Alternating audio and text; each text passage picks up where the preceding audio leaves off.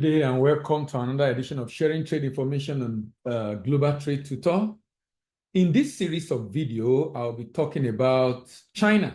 Now, China is a very important country, a country that is the largest exporter in the world and second largest importer in the world. US is the largest importer in the world and second largest exporter in the world.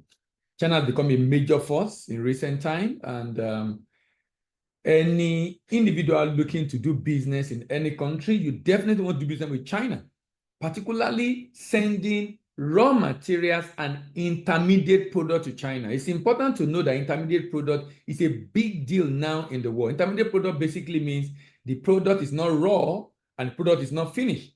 And China, being an industrial nation, highly industrialized nation, purchase a lot of these kind of products, particularly primary raw materials and intermediate product, because all these help them to be able to create jobs for their people. As a matter of fact, I'm aware that there's some product you can't export finished to China. Why? Because it must be processed in China. Now, these are the kind of policy that China have in mind, or China have put in place to be able to ensure that its country is not a dumping ground, but rather its country, so is the import of China is deliberately targeted to be able to attract raw materials required for manufacturing and intermediate product required for production within the country. In fact, sometimes governments set up a trading company and government fund those trading companies, and those trading companies purchase these raw materials and stockpile them so that when organizations, manufacturing companies, factories need them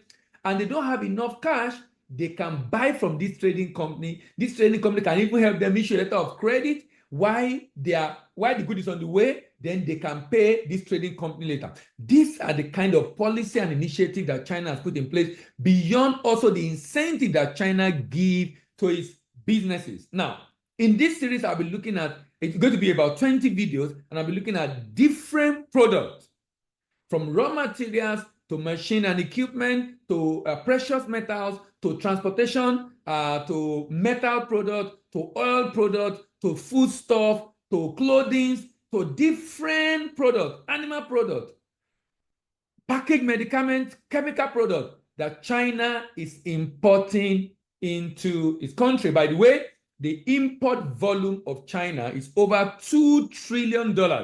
Global trade is just about 24, $25 trillion.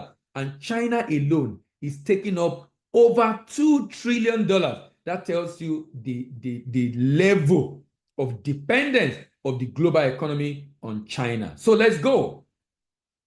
The next product on my list is another very interesting product. And this product, the demand in China is 1.55%, and it has to do with different artwork, artistic work. What's interesting about the purchase of this item in China is that out of all this, China focus more on two major items. One is old painting. The other are old artwork called antiques, and the other are paintings, regular painting.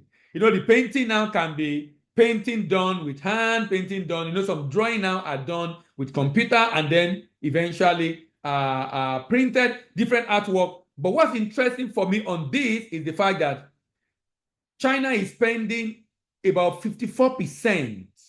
That's over $800 million to buy the antiques.